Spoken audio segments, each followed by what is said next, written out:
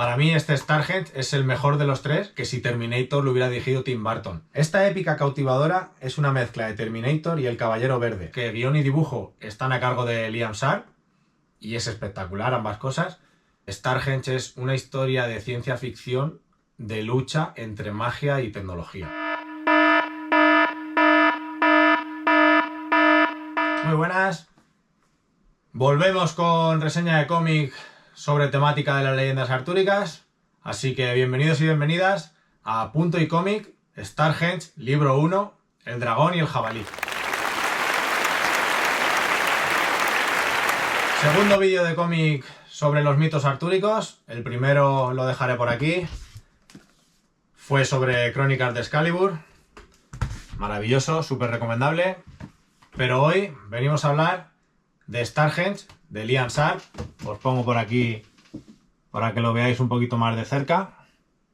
De los tres cómics sobre los mitos artúricos de los que estoy hablando en estos vídeos, el anterior vídeo de Crónicas de Excalibur, este de hoy de Stargate y el que subiré próximamente de Camelot 3000, para mí este Stargate es la mejor historia de las tres, es la más compleja y es la más arriesgada. Y como digo siempre, solo por el hecho de arriesgarse de esta manera, pues ya merece que le demos una oportunidad. Pero antes vamos como siempre con los datos técnicos. Bien, Stargate, como veis, más pequeñito que Crónicas de Excalibur. De hecho, es tamaño grapa. Lo pones así, es una grapa. Y el precio, pues no sale por aquí. Os lo dejaré en algún mensajito por aquí por la pantalla.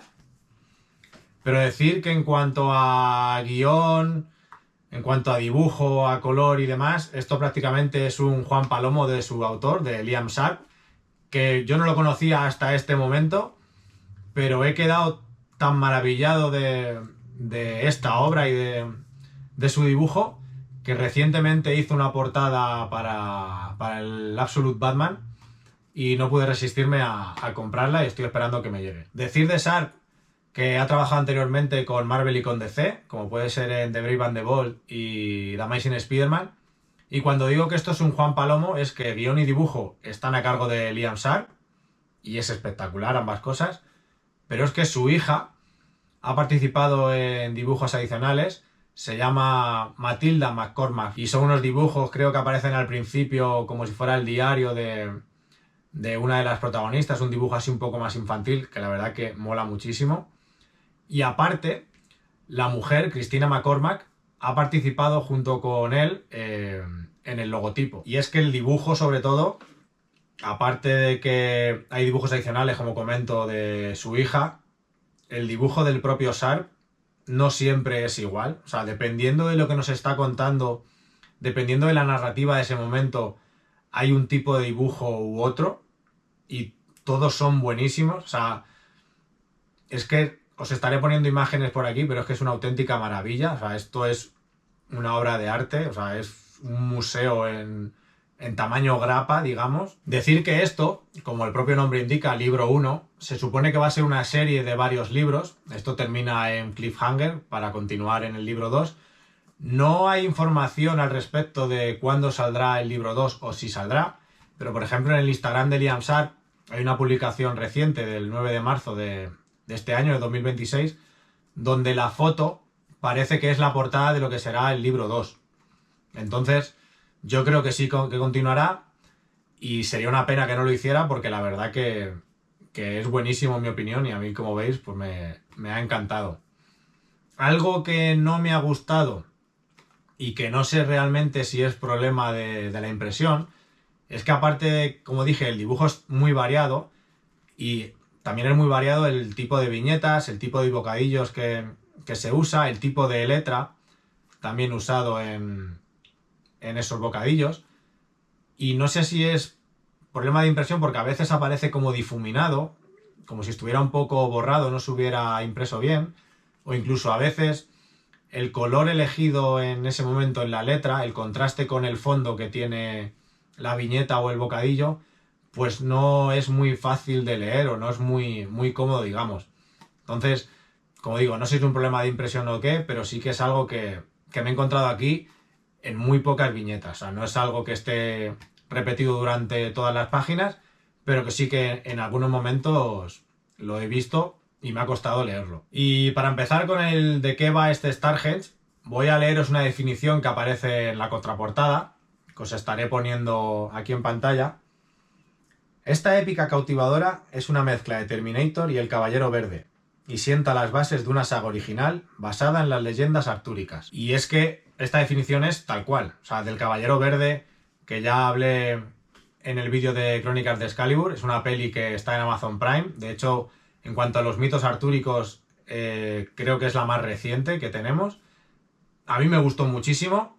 Sí que es cierto que no tiene nada que ver con las anteriores hechas sobre el rey Arturo, pero en cuanto a lo visual y en cuanto a la narrativa, sí que tiene mucho que ver con este Starhenge una vez que has visto la peli y has leído la obra. Y lo de Terminator es que ahora, cuando entremos un poco más en detalles, lo vais a entender a la perfección. Y voy a continuar leyendo una pequeña sinopsis que también aparece en la contraportada, pero que, como digo, es pequeña pero muy clarificadora y dice mucho en sus palabras. Un Merlín del futuro viaja a la Britania del siglo V para impedir que unos aterradores robots asesinos capaces de viajar en el tiempo despojen de magia al universo. Entre tanto, la animada narrativa que Amber Weaver hace del presente revela cómo se ve atraída a una guerra que trasciende el tiempo. Y a esta pequeña definición de Terminator y el Caballero Verde, yo le añadiría que también tiene cosas de la serie de Outlander, o la más reciente que también es de Outlander, la de Sangre de mi sangre. Si las habéis visto, entenderéis por dónde voy. Y con esta sinopsis, pues ya entendéis lo de Terminator de antes. De hecho, es que en las primeras páginas se menciona a Skynet y se menciona también a que si Terminator lo hubiera dirigido Tim Burton. Y esto es algo que ocurre durante toda la obra, porque hay referencias a películas que todos conocemos, o que al menos se deberían conocer, durante todo el cómic. Y aquí también pues ya veis la importancia del tiempo. Si habéis visto el vídeo de Crónicas de Excalibur, hubo un momento que dije que estaba en una sola línea temporal, sin venir a cuento, porque ¿por qué en una historia sobre las leyendas artúricas vamos a hablar de líneas temporales? Pues bien, porque aquí en Starhenge esto es ciencia ficción, aparte de mitos artúricos, y tenemos 3 líneas temporales. Tenemos el futuro, en 2112, el presente, en el 2022, y el pasado, con la Bretaña del siglo V. En el futuro tenemos robots asesinos y humanos modificados o mejorados. En el presente tenemos a Amber Weaver, que es la narradora de la historia, y a Daryl, también otro personaje importante. Y en el pasado tenemos a Merlín y a todos los personajes de los mitos artúricos. Y como acabo de decir, la historia está narrada en primera persona por el personaje de Amber Weaver. Rompe la cuarta pared durante todo el cómic. Y está muy bien esta idea porque además te va dando como pequeños cliffhangers a lo largo de todo el cómic, con frases del estilo de pues resulta que esto al final fue no sé qué, pero ya llegaremos ahí. Y luego pues en unas páginas después te lo cuenta, o son cosas que ya veremos en el siguiente libro. Así que está todo el rato como retándote e intentando adelantarte cosas que ya veremos en el futuro, pero que en ese momento en el que te lo está contando no te lo va a desvelar. Y todo comienza con ella, con el personaje de Amber Weaver. Ella es británica, pero debido a una misteriosa tragedia familiar, se tiene que mudar a California a vivir con su tía. Y es que además ella es muy fan de la brujería y de la magia, pero se supone que en el presente, que es donde está ella, pues la magia no existe o no debería de existir, aunque como ella mismo dice al narrar la historia en las primeras páginas, si de algo va esta historia es sobre magia.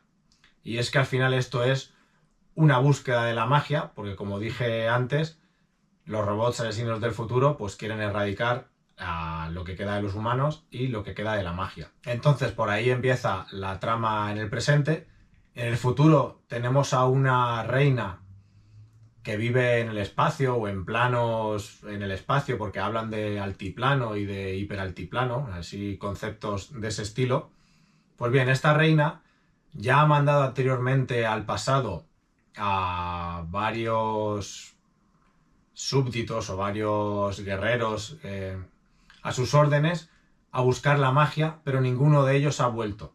Entonces ya como a la desesperada envía lo que le queda, que es a su único hijo, que es el personaje de Wilt, y lo envía al pasado para buscar la magia y poder traerla de vuelta al futuro y luchar en la guerra que tienen contra los robots asesinos. Estos robots asesinos en el cómic los llaman Mor acorazados y su único objetivo es acabar con lo que queda de los humanos, que como dije antes son humanos alterados, y acabar con la magia. Y es que el hijo de esta reina del futuro, Wilt, tiene una conexión especial con la magia y con todo lo ancestral, con todo lo que tiene que ver con los mitos artúricos de la Bretaña del siglo V, por quien realmente es, y nos irán desvelando a lo largo del cómic. Y esto que os estoy un poco detallando son solo las 30 primeras páginas, para que veáis lo completo y lo intrincado que puede llegar a ser. A partir de aquí, pues nos siguen contando la historia, saltando la narrativa de una línea temporal a otra, saltando del pasado al presente, del presente al futuro, del futuro al pasado, así todo el rato, mientras van uniendo todas estas líneas temporales con cosas o lugares que se han ido creando en el pasado, como puede ser Stonehenge, esta agrupación de piedras muy famosa que existe en la realidad ahí en Reino Unido, hasta que al final todo se entrelaza. Luego, aparte de los personajes que ya he comentado, que digamos que son un poco los principales, hay otros personajes recurrentes que hemos podido ver en Crónicas de Excalibur o hemos podido ver en las películas, como pueden ser Uther, Cernunnos, el dios ciervo, Gorlois o Taliesin. Y como digo, estos personajes los puedes encontrar en los mitos artúricos, en Crónicas de Excalibur o aquí en Stonehenge, pero no es la misma historia la que te cuentan de ellos en Crónicas de Excalibur como la que te pueden estar contando aquí en Stonehenge. Sí que es un poco diferente.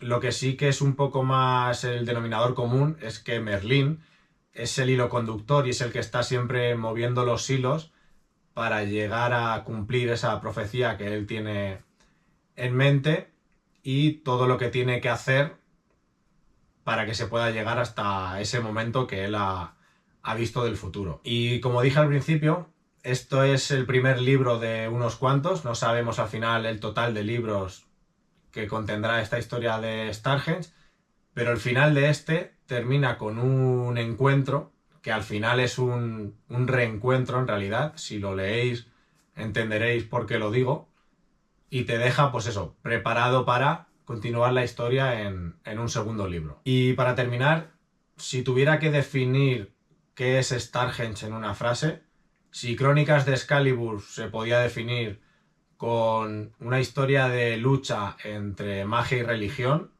Stonehenge es una historia de ciencia ficción de lucha entre magia y tecnología. Y hasta aquí es el vídeo de reseña del cómic de Stonehenge, el segundo de 3 que quiero traer al canal. Vuelvo a decir que este es el que más me ha gustado de los 3, aunque los 3 son distintos, tratan la misma temática, pero no tiene nada que ver uno con el otro. Y nada, si lo habéis leído me podéis dejar en comentarios qué os ha parecido, y si no, de verdad, comprarlo, porque es una historia que en cuanto a guión, a dibujo y a lo que nos puede deparar en los siguientes libros es espectacular y más que recomendable. Así que nada, dicho esto, nos vemos en el próximo vídeo. Adiós.